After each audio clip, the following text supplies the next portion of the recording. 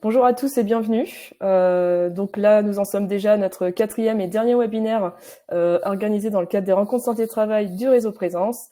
Aujourd'hui, nous nous retrouvons pour savoir comment communiquer la démarche de prévention dans l'entreprise. Et pour cela, nous avons avec nous Éric Payen de la Garandrie, qui est directeur de la communication SSTRN. Et donc moi, j'accompagnerai Éric. Je suis Julia Vasseur, chargée de la communication régionale au sein de Présence Pays de la Loire. Donc pendant la présentation d'Éric, vous pouvez poser vos questions dans l'onglet questions qui se trouve en bas à droite à côté du chat. Donc n'hésitez pas, nous y répondrons à la fin de ce webinaire. Donc voilà, Eric, c'est à toi, je te laisse la parole. Bonjour, comment communiquer la prévention dans l'entreprise? C'est une bonne question. Vous vous souvenez sans doute du Astérix d'Alain Chabat, Mission Cléopâtre, le film, cette scène où les travailleurs égyptiens négocient une augmentation des coups de fouet pour être plus efficaces. Pour ceux qui l'ont vu, évidemment, mais je pense qu'on est un certain nombre. Alors bon, d'accord, c'est de la fiction, hein, on est évidemment d'accord, ça se passait pas vraiment comme ça à cette époque-là, évidemment. Pour autant, la santé au travail et la prévention des risques professionnels, ce ne sont pas des idées neuves. Sans refaire toute l'histoire, le premier écrit dont nous disposons, c'est un traité du XIIIe siècle, donc il y a 700 ans. Vous comprenez qu'il est plus que temps de s'y mettre. Je suis Éric Payen de la Garandrie, donc je suis directeur de la communication du service de prévention et de santé au travail de Nantes, le SSTRN, et animateur avec Julia de la communication de notre association régionale Présence Pays de la Loire. Je vais essayer de vous expliquer pourquoi et comment bien communiquer la prévention dans l'entreprise. Alors, je ne vais pas évidemment pouvoir tout vous expliquer en détail dans un format aussi court que ce webinaire, mais je vous donnerai à la fin un lien vers un outil qui est très pratique, et dont est tiré tout ce que je vais vous dire et qui vous permettra d'aller vraiment plus loin dans la démarche. Réussir une démarche de prévention, c'était l'objet de la campagne de 5 articles que nous avons mis en ligne sur notre site internet depuis janvier. Je vous redonne le lien. Il faut y aller, c'est ce qui vous permettra de comprendre tout ce qui fait qu'il est important d'y aller dans la prévention pour votre entreprise, vous-même et vos collaborateurs. C'est aussi l'objet des 4 webinaires Présence Pays de la Loire cette semaine à l'occasion des rencontres santé-travail de notre réseau Présence. Donc lundi, on a parlé de pourquoi il faut se lancer dans une démarche de prévention. Mardi, on a revu les 4 étapes pour structurer sa démarche de prévention. J'ai perdu la présentation. Mercredi, les services des SPSTI, les services de prévention et de santé au travail pour accompagner les entreprises. Et ce jeudi, donc, un truc auquel on pense en général pas forcément, la nécessité de bien communiquer pour réussir à emporter avec vous vos équipes. Alors voilà, on en est déjà à 2 minutes. J'ai pas commencé à vous parler du sujet. J'adore les communicants. Ils ont toujours plein de choses à raconter avant pour bien amener le truc. En fait, en même temps, et je fais de référence à personne, un peu de contexte, ça fait jamais de mal. Et en matière de contexte, je vais en rajouter encore un peu pour bien vous faire comprendre les enjeux. Depuis longtemps, donc, le monde du travail est bousculé par les évolutions techniques et technologiques. Une révolution industrielle par-ci, une mécanisation à outrance par-là, petite arrivée de l'informatique en passant, un gros coup de boost ensuite, téléphone mobile, réseaux sociaux, histoire de bien pouvoir demander à tout le monde de bosser encore plus vite. On ajoute là-dessus un soupçon d'évolution générationnelle, des mentalités et des aspirations au travail, un peu d'allongement des carrières, quelle qu'en soit la raison, la justification. On va secouer très fort, c'est un monde en mutation, et on se rend compte que la prévention et la santé au travail sont devenues une nécessité pour les entreprises, que le bien-être et la qualité de vie au travail sont des outils de recrutement et de fidélisation des collaborateurs. C'est un fait sociétal, point, faut s'y mettre. Les arguments pour convaincre de la nécessité de la prévention sont 1000 fois plus nombreux que ceux qui diraient qu'elle ne sert à rien. Le point commun de tout ça, on ne fait pas de prévention sans information efficace et durable. On ne fait pas d'information efficace et durable sans une bonne communication. Il s'agit d'un premier levier indispensable à la modification des comportements. On n'intègre que ce qu'on comprend et on ne l'intègre que si on en parle au bon moment. Dans le contexte d'un monde du travail en mouvement, la prévention et la communication sont étroitement liées, plus que jamais. La seconde, la communication, est au service de la première, la prévention. La communication, c'est un outil de base pour réussir une démarche de prévention. Alors, souvent, à nos professionnels de la prévention, on nous demande quelle est la différence entre une bonne et une mauvaise démarche de prévention. Ce n'est pas l'objet de ce webinaire, on va le rescanner quand même rapidement, sans trop réfléchir, sans être exhaustif. Une bonne démarche de prévention, c'est tout sauf des procédures rédigées par un apprenti ou un stagiaire. Encore plus si c'était il y a longtemps. C'est tout sauf des procédures ou des conseils qui sont trop compliqués. Tout sauf également des consignes envoyées par mail. Ça ne pourra jamais suffire d'envoyer simplement les consignes par mail sans explication.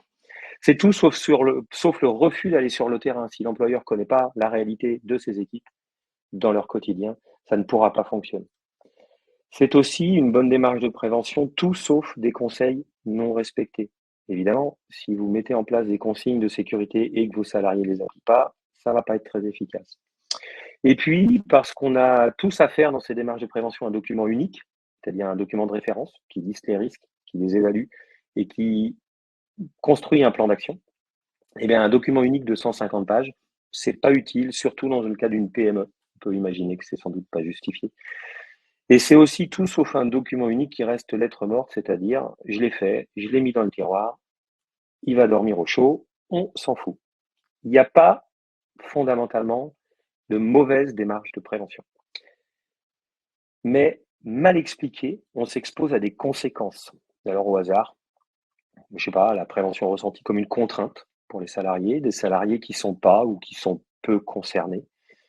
Aucun impact positif sur les accidents de travail, j'en passe, hein, il y a plein de choses qu'on peut faire comme ça, on en a parlé dans les précédents webinaires cette semaine. La première des choses, c'est de comprendre ce qui suit. La première des choses pour réussir votre communication. Comprenez bien ce qui suit. Vous, employeur, soyez convaincu par l'intérêt de votre démarche de prévention. Une bonne démarche de prévention, elle est pilotée par un employeur convaincu. Elle est appuyée par un management convaincu parce que l'employeur aura su le convaincre. Elle est portée par des salariés convaincus parce que les managers auront su les convaincre. C'est une pyramide, il faut la descendre dans le bon sens. Soyez convaincus par l'intérêt de ce que vous allez faire. Un employeur qui réussit en prévention, c'est un employeur évidemment convaincu du bien fondé de son action. Et bien, ça tombe bien, parce que la base pour réussir la communication de la prévention, en fait, pour réussir toute communication, c'est vrai dans tous les cas, c'est la conviction dans ce qu'on fait et la conviction dans ce qu'on va dire. Si vous ne pensez pas vraiment le bien fondé de ce que vous voulez transmettre comme message, vous avez toutes les chances que ça ne marche pas. Ou si ça marche, joli coup de bol. La communication doit être convaincante pour être efficace et pour amener chacun à l'action. C'est comme un comédien de talent qui emporte le spectateur par son jeu d'acteur. C'est pas différent. Soyez convaincus par les messages que vous allez porter. Pourquoi dans l'entreprise communiquer sur la prévention? Donc, si vous vous lancez dans une démarche parce que vous voulez faire évoluer les choses, vous avez 1000 bonnes raisons de le faire, évidemment, hein, mais tout ça, ça va emporter des transformations, petites ou grandes, techniques ou organisationnelles, plein de petites choses que vous allez devoir faire évoluer pour pouvoir réussir à mettre en place votre plan d'action de communication, de prévention, pardon. Ce qui importe pour la com, c'est de lever ou aplanir les difficultés de toute transformation dans l'entreprise. C'est quoi ces difficultés? Par exemple, des collaborateurs qui ne vont pas se sentir concernés dans leur quotidien. C'est la résistance au changement. Ceux qui ont essayé dans leur entreprise de mettre en place des changements importants en matière organisationnelle, ils savent que c'est un sujet complexe. C'est le filtrage que chaque personne a en elle, que chacun a en soi dans la perception d'une information. C'est ou ça peut être une mauvaise ambiance, des relations difficiles entre les collègues.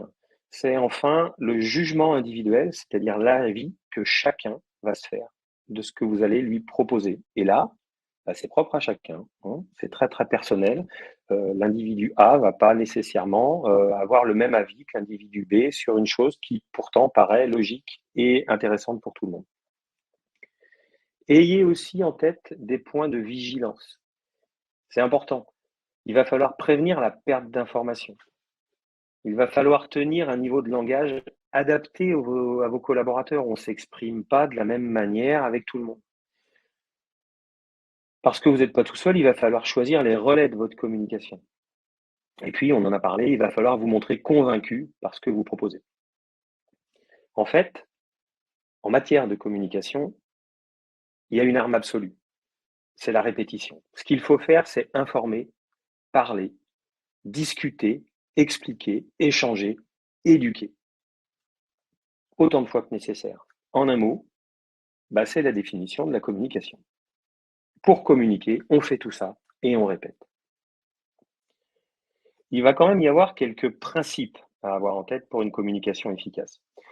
On va évidemment pas vous demander de savoir maîtriser tous les éléments contraires. Il s'agit simplement de savoir avancer suffisamment ses pions dans la bonne direction de préférence pour conserver durablement vos chances de réussite. Et tout ça, et je vais vous le montrer dans une logique de processus qui est finalement assez simple. On informe, on sensibilise, alors c'est de la formation, c'est de la mise en pratique. On arrive à convaincre, on a parlé 1000 fois depuis le début de ce webinaire, c'est de la clé. On renforce, s'il faut recommencer des choses, on y va, on recommence. Et on répète, encore et encore, inlassablement, l'information et la sensibilisation. Et puis, tout ça, ça demande du temps long souvent. Installer et réussir une démarche de prévention, ça prend pas 3 secondes, c'est évident. Il faut que les choses passent, il faut construire, il faut analyser, il faut mettre en place ces plans d'action. Et même si vous réussirez à très vite à avoir des premiers résultats positifs. Et en matière de communication, c'est la même chose. Vous allez vous inscrire dans une démarche de moyen ou de long terme. Il faut le savoir, c'est pas un instantané, c'est pas un one shot. Il faut construire les choses progressivement. Les deux démarches de prévention d'un côté et démarche de communication de l'autre, sont assez similaires dans leur fonctionnement. Alors, ok pour tout ça. Mais maintenant, on va la réussir comment, notre démarche de communication? Techniquement, en premier lieu, on va répondre à quelques questions. Il y a 5 questions. C'est une méthode classique, on la trouve chez les journalistes quand ils écrivent un article, on la trouve dans le marketing, dans plein d'endroits, elle a différents noms, les 5 W, tout ce qu'on peut trouver. Ces 5 questions, elles sont toutes simples, vous les connaissez certainement déjà pour bon nombre d'entre vous. C'est le quoi, c'est pourquoi, qui, où, comment et quand. Alors dit comme ça, je ne suis pas sûr que tout le monde ait réussi à suivre. Si on traduit un peu le truc, ça nous donne les interrogations suivantes. Le quoi, c'est quel est votre message? Qu'est-ce que vous voulez dire en fait? C'est ça le cœur du sujet. Et si classiquement dans les cours de communication, c'est le deuxième point de la liste, nous on le met en premier parce que c'est vraiment l'essentiel. C'est pas de savoir à qui vous voulez parler, mais de savoir d'abord ce que vous voulez faire. Quel est votre objectif? Qu'est-ce que vous voulez faire? Qu'est-ce que vous voulez dire? La deuxième question, c'est le pourquoi. Qu'est-ce que vous voulez faire en communiquant? Quel résultat vous voulez obtenir? C'est important de se poser la question parce qu'on ne communique pas de telle ou telle manière en fonction du résultat qu'on veut obtenir. Si vous voulez que vos équipes apprennent un nouveau geste de sécurité sur une machine, vous n'allez pas forcément l'expliquer simplement avec une consigne sur un écrit. Il va peut-être falloir mettre en place des techniques qui sont de la mise en pratique. Donc c'est important de comprendre son objectif. C'est important de la même manière de pouvoir répondre à la question de quelle est votre cible, quel est votre public. L'exemple que je vous ai donné est vrai. Toutes les particularités sont nombreuses. Un ouvrier et un cadre, forcément, on ne leur expliquera pas le message de la même manière. Par quel canal également on va diffuser le message? L'oral, l'écrit, il y a plein de façons de faire. Il faut y réfléchir. Ils ont tous des avantages. Quels outils on va mettre en place? Des outils de l'écrit, par exemple, on peut faire des mails, des notes de service, on peut éventuellement avoir un site intranet dans l'entreprise si elle est d'une taille suffisante. Tous ces outils sont à considérer. On peut aussi faire une communication plus par un canal type oral en réunion, par exemple. Et puis surtout, il ne faut pas oublier de s'interroger sur le moment de cette communication. À quel moment c'est pertinent? On le reverra tout à l'heure dans des exemples. N'oubliez pas une petite chose. C'est pas que en passant, il faut que vous soyez exemplaire. Surtout si vous êtes l'employeur. Sachez incarner la prévention. C'est vrai pour l'employeur, mais c'est vrai aussi pour les managers, c'est vrai pour les chefs d'équipe. Il sera difficile, dans tous les cas, de faire accepter une consigne si vous ne la respectez pas vous-même. Ça semble évident. Croyez-moi, croyez en nos préventeurs, sur le terrain, c'est pas toujours le cas. Et pourtant, si vous voulez que votre communication passe bien, pour faire comprendre votre démarche de prévention et son bien fondé, c'est important que vous soyez vous-même exemplaire. Il y a plein d'autres choses à savoir, hein. Si on fait une liste assez rapide, soyez bref dans votre communication parce que le temps d'attention de chacun, il est réduit. Et c'est pas seulement vrai dans le cas des générations utilisatrices d'Instagram et de TikTok. Tout le monde a un temps d'attention réduit. Si vous partez sur des modules d'information en réunion de 4 heures, vous n'allez pas y arriver, ou en tout cas imparfaitement, et il faudra inventer d'autres choses en complément. Sachez aussi que communiquer, c'est tout le temps. Discutez le plus souvent possible avec vos collaborateurs, de tout, de tous les sujets.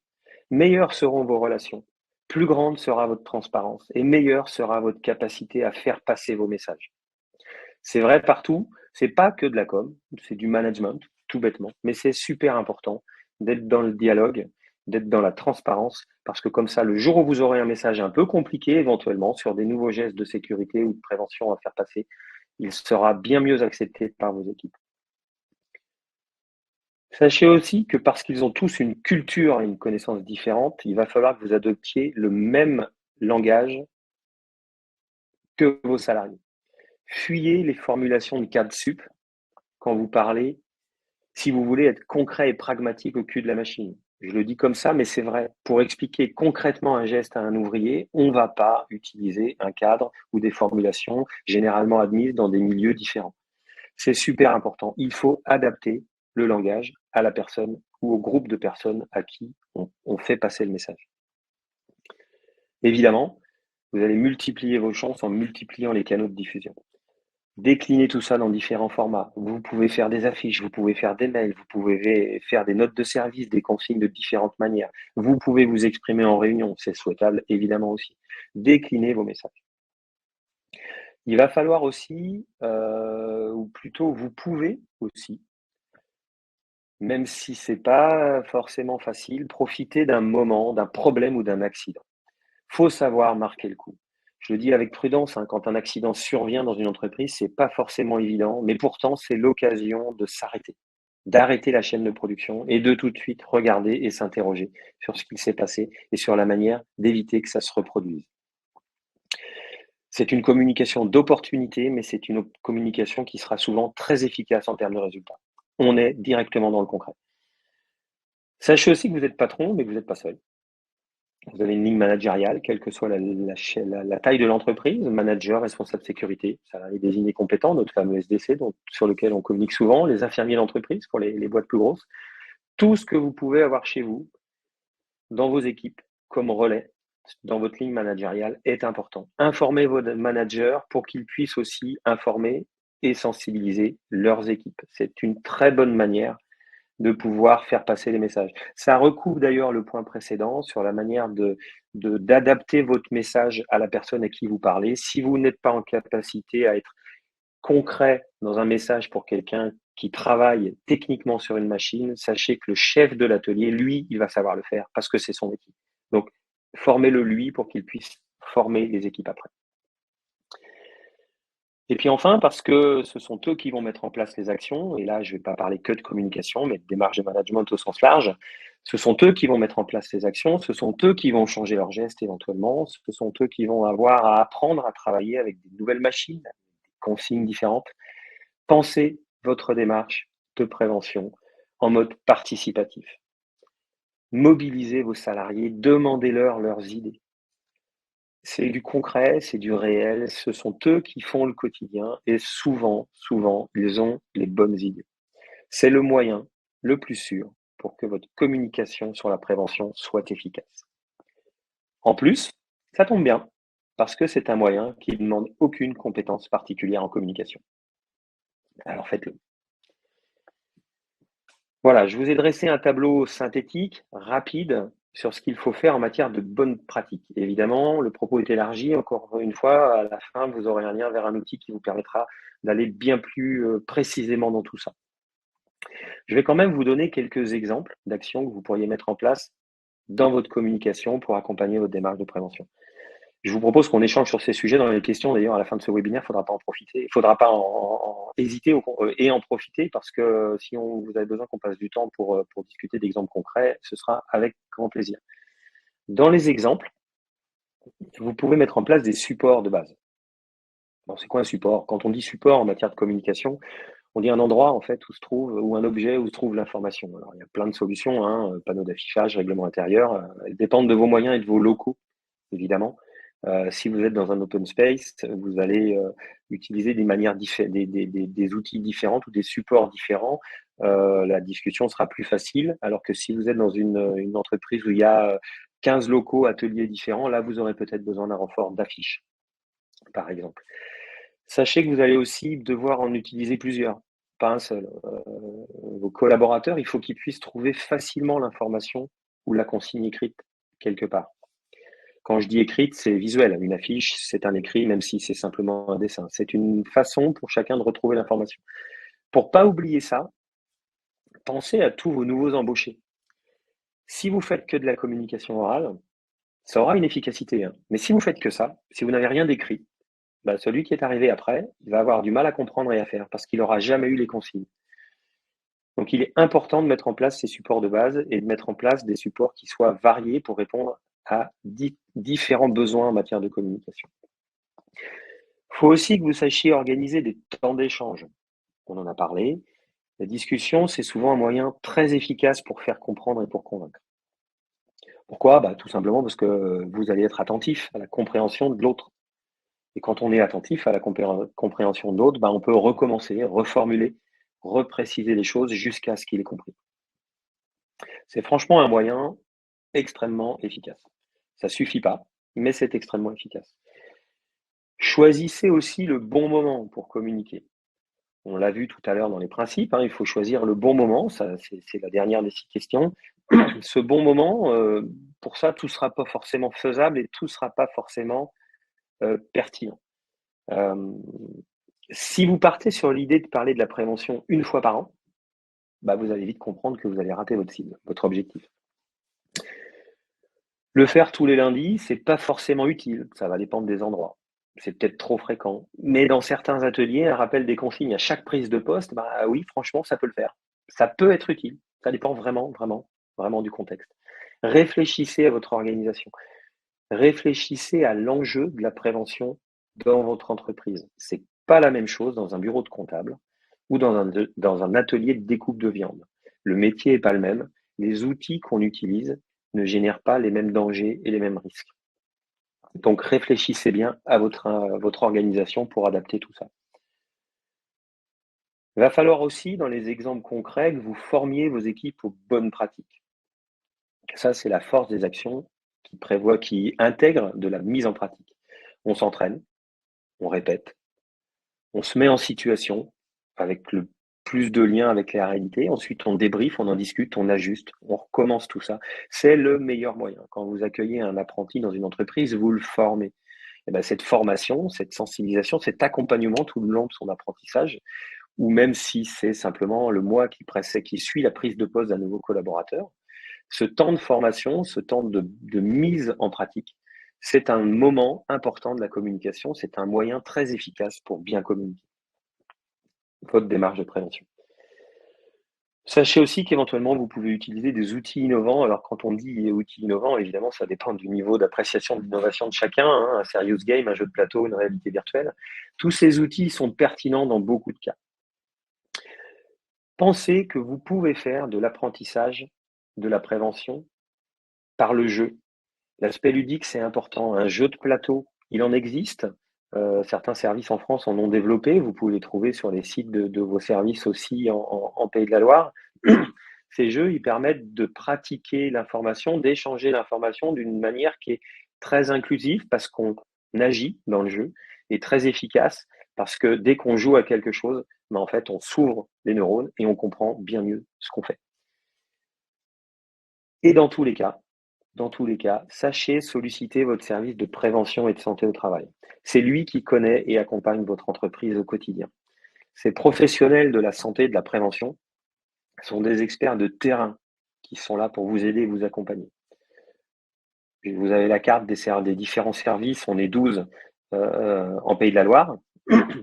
Tous les services n'ont pas exactement les mêmes outils à disposition, c'est évident, hein, il y a des petits, il y a des gros. La réalité de terrain et la structuration des panels d'entreprise en centre-ville de Nantes par rapport à la Vendée sont forcément des panels différents. Nous-mêmes à Nantes, au SSTRN, on a, selon nos centres, des panels d'entreprise qui sont parfois très industriels, parfois très ancrés dans le tertiaire, et donc on a des outils qui sont éventuellement différents pour ces contextes-là. Des outils différents peut-être entre les services, mais tous, ils sauront vous répondre et vous accompagner. Tous services, associations d'entreprises en proximité des entreprises sur nos territoires. J'ai essayé d'aller vite, c'était le format des webinaires qu'on voulait vous proposer à l'occasion de CRST Rencontre Santé Travail 2024. C'est forcément partiel.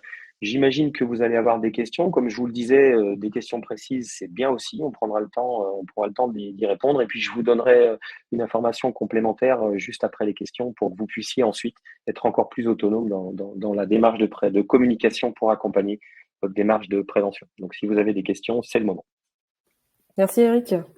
Donc on n'a pas encore eu des questions, donc n'hésitez pas dans le chat ou dans les questions.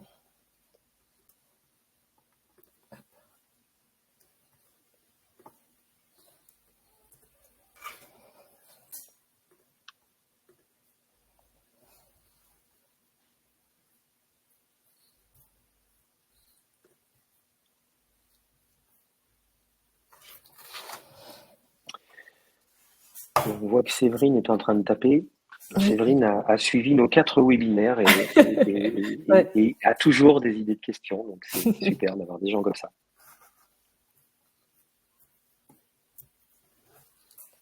N'hésitez pas, hein, c'est vraiment le moment. Même si c'est pas forcément évident de trouver une question, quand on essaye d'être rapide et relativement synthétique, encore une fois, qu'elle soit très générale ou très pragmatique et concrète en lien avec votre entreprise, n'hésitez pas, on essaiera de vous répondre. Alors Karine, bonjour. Proposez-vous des visuels support type sur les principaux postes de prévention, ergonomie des postes de travail, etc. Alors, on a effectivement dans chacun des services et au niveau de notre association régionale, hein, Présence Pays de la Loire, on a notre site régional. Je ne sais pas si Julia, tu peux éventuellement remettre le lien dans le chat. Il y a toute une base de ressources documentaires qui est très importante, qui est partagée par l'ensemble des services, dans laquelle vous allez trouver énormément de choses sur tous les postes de prévention. Toute la prévention des risques, la prévention en fonction des risques dans l'entreprise, le poste de travail, et la prévention, des conseils de prévention aussi en fonction des métiers. Si vous voulez des conseils sur le télétravail ou sur le travail sur écran, vous allez en trouver. Si vous voulez des conseils sur des métiers de garagiste, des métiers de boulanger, des métiers de boucher, vous allez en trouver. Mais vous allez trouver aussi des conseils et des documents de conseils pour le risque routier, pour le risque chimique ou certains types de risques chimiques dans certains métiers. Voilà, toute une base documentaire qui est vraiment très, très importante, que je vous invite à consulter. Ces documents sont badgés à l'entête du service qui l'a réalisé, mais on est bien dans une collaboration régionale. Et s'ils sont disponibles tous ensemble sur le site régional, c'est que vous puissiez les utiliser en fonction de votre besoin et pas seulement en fonction de quel service vous accompagne au quotidien. Exactement. Autre question de Séverine, est-ce que l'humour peut être utilisé? Dessin, sécurité. Qu'est-ce que vous en pensez, Séverine? En fait, l'humour peut être utilisé, évidemment. Faudrait définir humour, hein. Vous savez tous qu'il y a différents. On a plein d'humoristes qui produisent des spectacles avec des humours plus ou moins fins, plus ou moins bien placés, plus ou moins direct ou trash ou pas.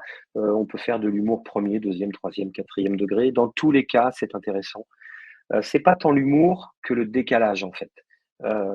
Ce sont des manières de faire qui attirent l'attention.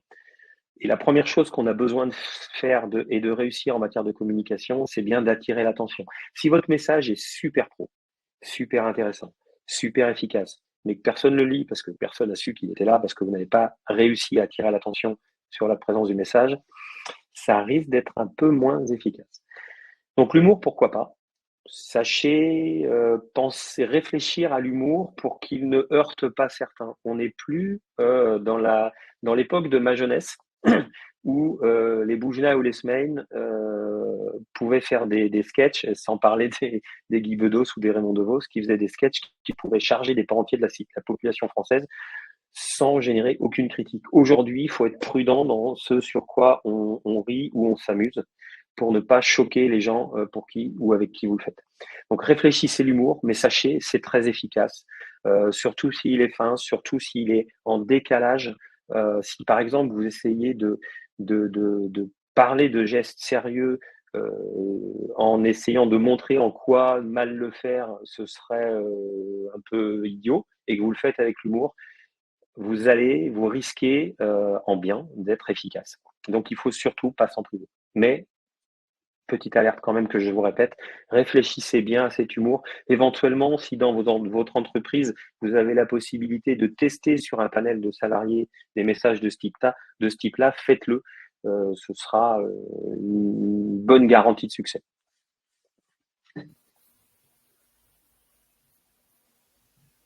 On aurait pu faire ce webinaire sous le ton de l'humour, d'ailleurs, de la même manière. Tout à fait, ouais.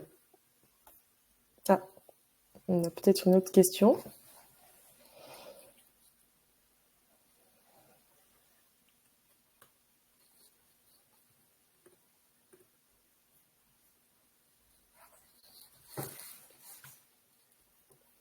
Bon, vous êtes quand même nombreux à nous écouter, vous n'avez pas beaucoup de questions. Alors, bonjour. Quelles seraient selon vous les bonnes pratiques adaptées à des collaborateurs qui ont un blocage au changement ou qui sont réfractaires vers une pratique plus sécurité? Je voulais indiquer dans les bonnes pratiques au sens large, hein, c'est de les intégrer dans la démarche. C'est de faire de votre démarche de prévention une démarche réellement participative. Le meilleur moyen d'embarquer les gens, et c'est vraiment l'objet de la communication, c'est à ça qu'elle doit servir en matière de prévention, la communication, d'embarquer vos salariés dans votre projet, d'améliorer tout ça.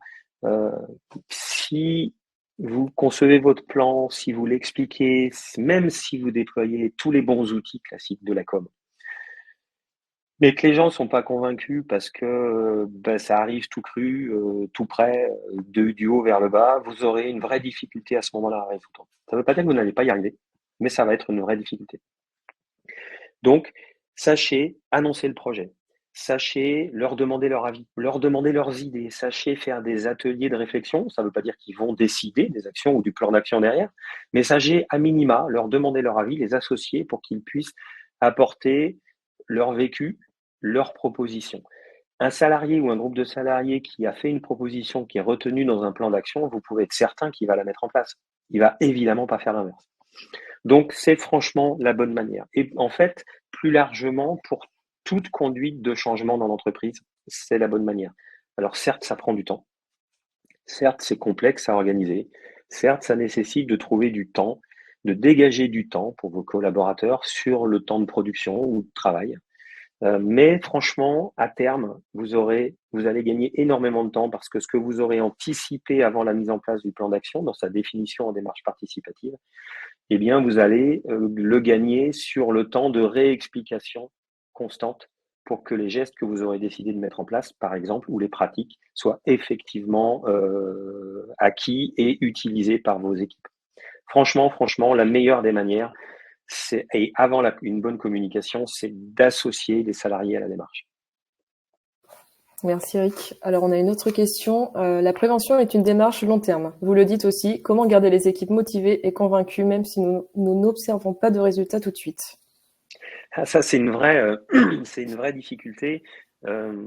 Alors peut-être que dans les plans d'action d'une démarche de prévention, et là je sors un peu du cadre de mon rôle de communicant, mais peut-être qu'il faut aussi savoir construire les actions avec en premier des actions à résultat rapide, et que les actions à résultat plus long, plus tardif, ne soient pas forcément les premières qu'on mette en place. Ou alors vous parallélisez, vous en lancez plusieurs, mais vous avez aussi tout de suite des actions qui peuvent donner des résultats concrets. Sachez aussi que la communication, elle aide à ça, hein. C'est-à-dire que dans votre communication, dans vos outils de communication autour de la démarche, vous pouvez très bien Et c'est très certainement souhaitable d'avoir des points où on fait des débriefs, où on regarde où on en est, où on repartage avec les utilisateurs du quotidien dans les ateliers, par exemple, sur comment ça se passe, comment ils vivent les choses. Est-ce qu'ils ont l'impression que ça améliore leur sécurité sans dégrader ou sans rendre plus compliqué leur pratique ou leur efficacité sur une machine, par exemple. Je prends ces exemples de machines et d'ateliers parce que ce sont souvent, c'est plus dans ces contextes-là que dans des contextes d'activité tertiaire devant un ordinateur et un bureau qu'on a des risques qui sont évidents. Euh, donc il faut pouvoir avoir des actions concrètes. Il faut dans votre communication de la démarche de prévention prévoir des bilans. Une démarche de prévention, ça se mesure, ça se réévalue pour pouvoir en année N plus 1, N plus 2, une démarche d'amélioration continue classique dans les entreprises. On met en place, on évalue, on ajuste et on fait l'année N plus 1. En matière de communication, c'est pareil. Prévoyez des bilans, prévoyez des temps de bilan, des temps d'échange. Il faut savoir créer des étapes régulièrement de communication pour alimenter les choses. Vous ne pouvez pas juste dire, OK, ça va nous prendre 3 ans, on lance, et puis on en reparle dans 3 ans. Ça ne marchera pas. Petit croisement avec les outils innovants dont on a parlé tout à l'heure, et puis la multiplication des canaux et des outils. Si vous avez lancé une démarche en informant de telle ou telle manière avec des outils plutôt classiques, peut-être qu'à 6 mois, à 12 mois, il faut que vous fassiez une deuxième séance sur les mêmes sujets ou sur les mêmes pratiques, par exemple, mais avec d'autres outils. Peut-être qu'en intégrant à ce moment-là une espèce de serious game. Il y a des acteurs qui produisent des serious games très bien. Il y en a notamment certains services de prévention de la région qui en font. Peuvent vous permettre de faire des redites, en fait, des revisites en communication de ce que vous aviez prévu dans votre plan de prévention. Il faut répéter, répéter, répéter. De toute façon, c'est la base. Pour que ça dure et que ça marche, il faut répéter. Alors, Il y a un commentaire de Séverine qui dit, juste avant la question, Julia, et oui, afficher des photos des actions, ça fait partie des exemples très concrets, effectivement. Mettre en image, en photo ou en vidéo la bonne pratique, l'afficher dans l'atelier, c'est une très très bonne manière de faire. Et quand vous faites un ajustement à un moment, vous refaites ce cycle de photos et vidéos et vous le repartagez. tout à fait. Autre question de Karine. Dans une entreprise tertiaire, peut-on faire de la prévention dans une démarche de qualité de vie au travail sur des sujets tels que les bonnes pratiques pour l'équilibre alimentaire ou est-ce une incursion dans la vie privée des collaborateurs? Alors non, ce n'est pas une incursion dans la vie privée des collaborateurs. Au SSTRN, on est évidemment pas les premiers, mais on est engagé dans le PNNS, le Plan National Nutrition Santé, qui concerne toutes les entreprises de France, qui est un plan national qui incite les entreprises à avoir une démarche proactive d'information et de sensibilisation de ses salariés sur les sujets de la prévention et de la nutrition, ou plus précisément de la santé par la nutrition. Il y a des actions, il y a des engagements que prennent les entreprises, il y a même un label. On peut très bien chercher à obtenir le label d'entreprise en lien avec le plan PNNS. C'est vraiment très intéressant. Ça, pour le coup, on est dans une démarche qui est au niveau de l'entreprise, qui est réellement sociétale et c'est intéressant, surtout si votre entreprise a une approche ou une volonté d'être proactive en matière de RSE, responsabilité sociétale des entreprises. La notion de la santé et son lien évident avec l'alimentation sont des sujets que l'entreprise peut partager. Alors évidemment, vous n'allez pas le faire en disant arrête de fumer ou arrête de manger gras, ça passera pas. Mais par contre, pouvoir déployer peut-être des actions du style un abonnement à un ANAP pour les salariés qui sont volontaires pour de la livraison de paniers de légumes, c'est une action faisable. Des challenges une fois ou deux fois dans l'année entre collaborateurs pour le faire le plus de pas possible. Et puis vous maquettez ça comme un concours et vous donnez une récompense. Eh bien, ça incite à l'activité physique, par exemple. Enfin, il y a une myriade d'actions possibles. Il faut que vous vous renseigniez vers le PNNS. Je ne sais pas si, Julia, tu peux trouver le lien vers le plan national nutrition santé pour le donner dans le chat. C'est évidemment un sujet que l'entreprise peut prendre en main et c'est très, très souhaitable dans toutes les démarches d'amélioration de la qualité de vie. C'est aussi, au passage, un super bon sujet pour communiquer sur la prévention dans l'entreprise.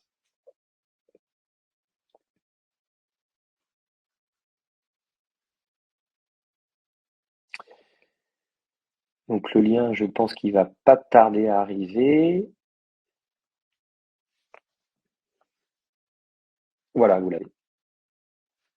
Mangez, bougez. Mangez mieux, faites de l'activité physique. On ne parle pas de sport en entreprise, hein, c'est très différent. Faites attention d'ailleurs, le jour où vous voulez communiquer sur des actions de ce type-là, on parle pas de sport parce que certains, alors on a le droit hein, de faire du sport dans l'entreprise, on a le droit de mettre en place des séances de muscu, de stretching, on a le droit d'avoir un club de foot dans l'entreprise qui fait des matchs tous les vendredis soirs inter-entreprises, ça existe et c'est possible à faire. Mais parlez plutôt d'activité physique. Ce qui est important, c'est que les gens bougent pour être en bonne santé. C'est pas qu'ils pratiquent du sport et surtout pas forcément à haute dose. Si vous parlez de sport dans l'entreprise, vous risquez de perdre ceux qui sont pas du tout sensibles à cette dimension-là. Ce qui est important, c'est de peut-être venir euh, en partie à pied au bureau, quelqu'un qui a 15 stations de tram ou de métro pour venir au boulot. Bah, peut-être qu'il peut descendre 3 stations avant pour finir les 10 dernières minutes à pied. C'est déjà ça de l'activité physique, c'est se lever, marcher pour aller parler à un collègue 2 étages plus haut ou 20 mètres plus loin plutôt que d'envoyer un mail ou un Teams pour poser une question. C'est tout plein de petites choses qui peuvent se faire. Et encore une fois, c'est un très, très, très, très bon sujet pour communiquer sur la prévention dans l'entreprise, considérant que la prévention, ce n'est pas que le geste sécurité, évidemment, c'est toute la prévention qui inclut la qualité de vie et le bien-être des salariés dans l'entreprise.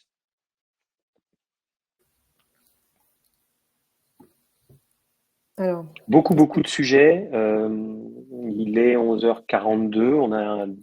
Apparemment, on est encore assez nombreux à être là. Je ne sais pas si vous avez d'autres questions. En attendant qu'elles se posent, je voulais juste conclure quand même le propos. Les questions, on les a passées, juste pour vous permettre d'aller plus loin, parce que je vous le disais, hein, ce webinaire, sur un format de 20 minutes à 30 minutes maximum de présentation, c'est forcément trop court. Je vous invite, en fait, on a travaillé l'année dernière, SSTRN à Nantes et AST67 à Strasbourg, en 2 services et 4 collaborateurs, hein, 2 préventeurs et 2 directeurs et responsables communication sur un livre blanc qui s'appelle Réussir en prévention, pas sans une bonne communication. Ce livre blanc, il est à télécharger sur nos 2 sites, donc sur le site du SSTRN. Évidemment aussi, vous avez le lien à l'écran. Là, vous allez y trouver dans le détail, mais vraiment dans le détail, tout ce que je vous ai dit pour aller plus loin. Euh, j'ai été obligé de survoler dans ce webinaire. Franchement, lisez-le, il est facile et agréable à lire et vous allez trouver plein d'exemples pour pouvoir avancer. Et après, ce sera à vous de jouer.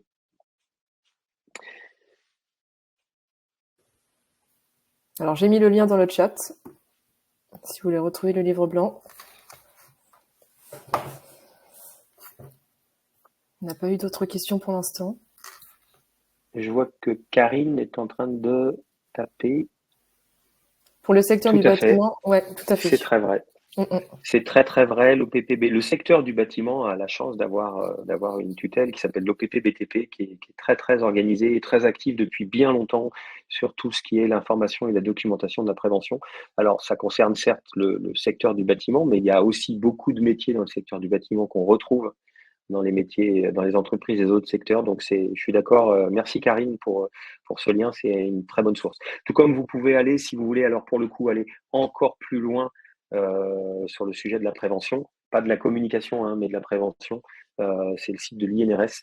Euh, là, vous allez y trouver des conseils très avancés, des conseils que nous, services de santé au travail, utilisons pour notre activité et que dans notre travail de communication vers nos entreprises et leurs salariés, on simplifie euh, pour que ce soit utilisable au niveau de besoins et de compréhension de tout le monde.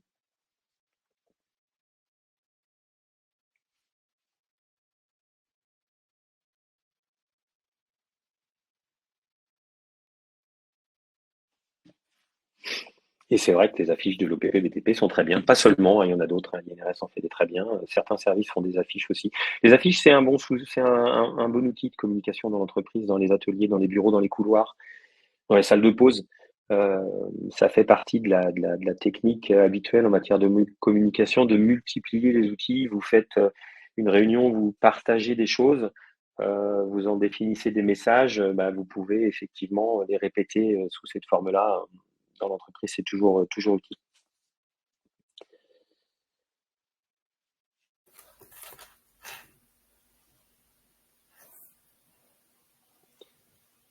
On va peut-être du coup s'arrêter là. Julia, je te laisse conclure. Oui, alors vous pouvez retrouver l'ensemble des replays des webinaires et les supports de présentation semaine prochaine sur le site Présence Pays de la Loire. Voilà, merci à vous pour votre participation. Un grand merci à toi, Eric, aussi.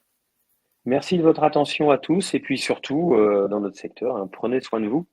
Exactement. Au revoir. Au revoir, bonne journée.